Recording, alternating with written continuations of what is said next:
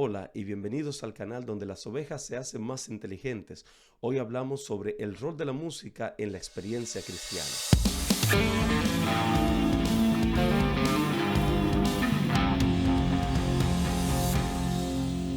Para nosotros tener una noción clara de cuál es el rol de la música en la experiencia cristiana, en la iglesia, tenemos que ir a la palabra, primeramente.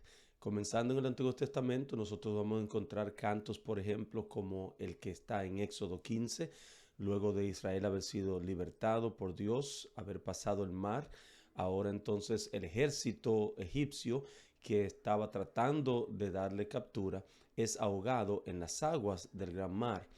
Allí viene el canto, famoso canto de María, y es un canto en exaltación a Dios por sus proezas. Luego en Números capítulo 20 encontramos la narración sobre un canto que Israel cantaba a un pozo, y era este pozo que alimentaba de agua y que saciaba la sed de Israel en toda su trayectoria a través del desierto por 40 años. En este caso vemos un canto que exalta a la provisión que Dios hace para su pueblo. Finalmente tenemos al libro de los Salmos, en donde encontramos una variedad de temas tratados allí por David como el salmista, como también otros salmistas, Asaf, que eran parte del equipo que históricamente trabajaba con el diseño de la música y la composición de cantos para la adoración en el pueblo de Israel.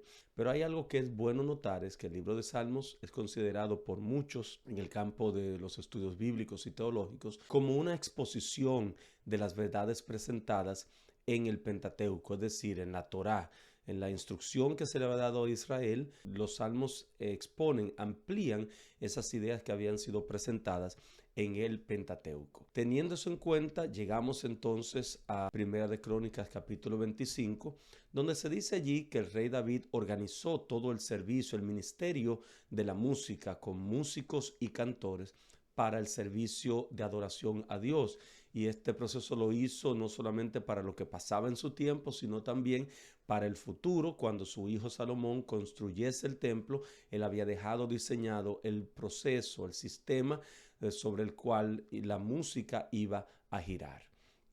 En el Nuevo Testamento no tenemos tantas referencias a himnos que nosotros al leerlos los vemos simplemente como un mensaje, un sermón, pero realmente se entienden que eran himnos de la iglesia primitiva. Nosotros encontramos las referencias, por ejemplo, que en la Santa Cena, luego de haber cenado, dice que cantaron un himno y salieron.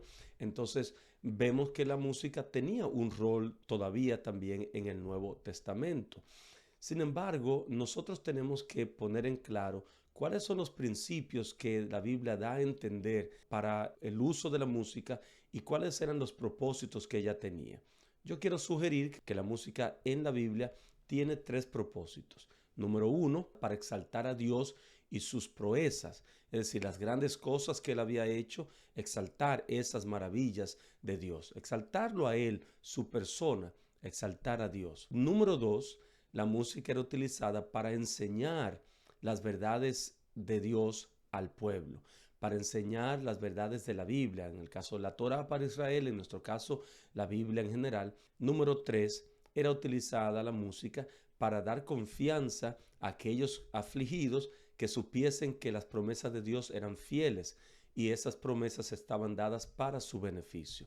De modo que esos tres propósitos tienen una importancia, se ven alrededor o a través de las referencias de la música que se hace en la Biblia.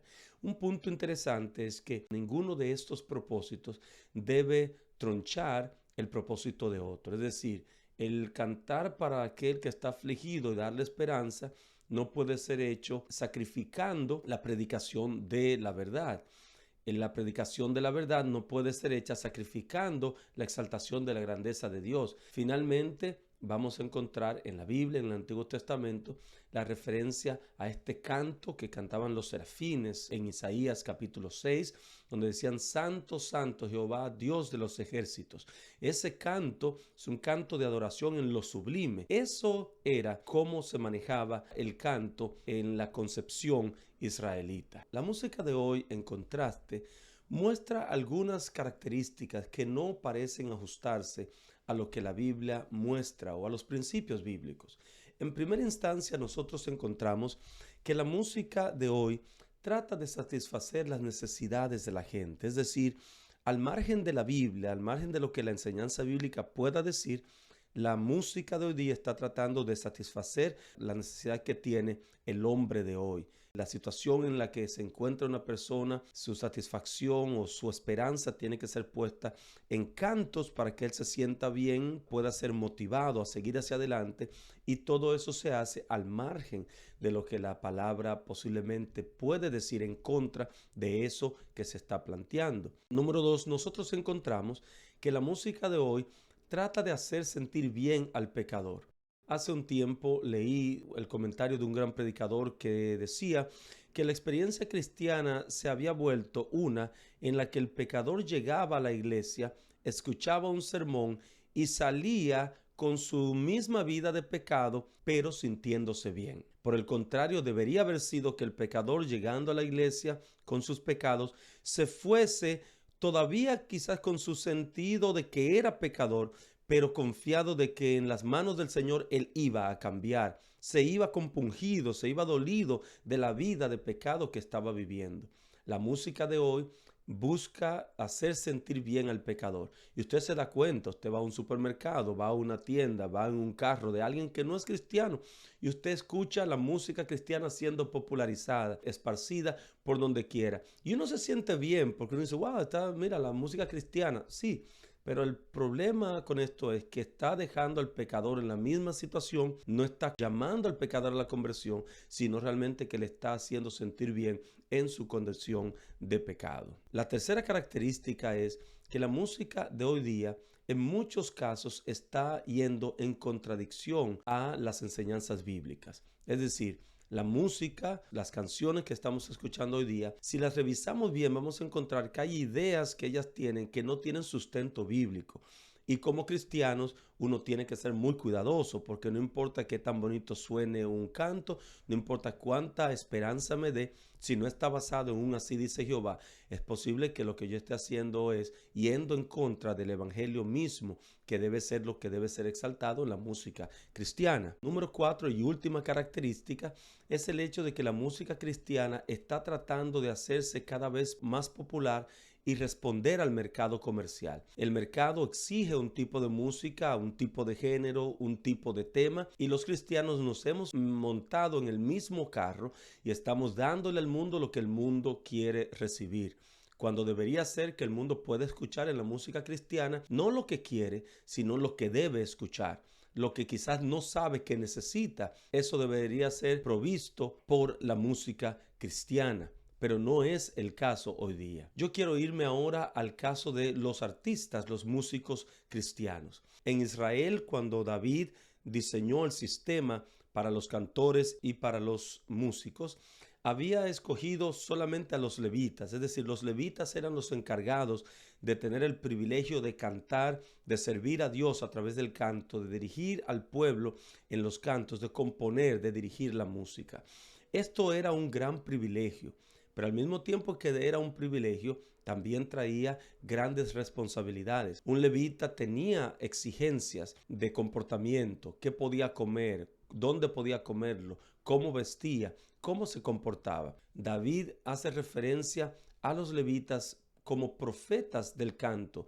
Es decir, el levita cantor no era solamente un cantor, estaba como en el rango de un profeta. El músico de hoy día tiene que tener muy en cuenta que él ha sido escogido para un ministerio especial dado por el Espíritu Santo, pero que eso trae consigo gran expectativa, exigencias de comportamiento, de vestimenta, de gustos. Todo eso debe estar claro para un músico en este tiempo. Muchos de los artistas cristianos hoy en día buscan la fama por encima de todo. Es decir, buscan los views, los likes, buscan suscriptores o buscan grandes participaciones en conciertos, buscan estar en programas de radio, de televisión, al margen de lo que es la predicación del evangelio. No es que sea malo eso, pero cuando ese es el centro, el fin principal de lo que yo estoy haciendo, entonces se convierte en el centro mi placer, mi fama y no realmente la promoción o la propagación del evangelio de Dios. Número 3, los músicos de hoy en día dependen mucho de lo subjetivo. Es decir, La música es un arte, indudablemente es muy subjetiva, pero hay principios objetivos que el músico cristiano debe seguir. Algunos no son tan objetivos como, por ejemplo, el tema del género, si se puede utilizar merengue o bachata o salsa o música clásica, qué es lo que se debe utilizar. Indudablemente que eso plantea discusiones que pueden nunca tener conclusión.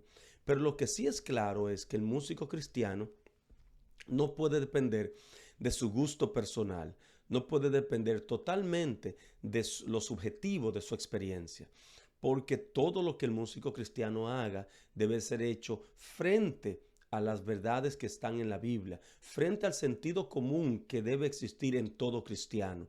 Yo debo saber cuándo un estilo determinado no es el apropiado para el mundo cristiano, a pesar de que otros lo estén haciendo, a pesar de que me guste. Yo necesito evaluar y tener un sentido común que me permita entender que este tipo de música o este tipo de tema o este tipo de canción no es el apropiado para un artista cristiano.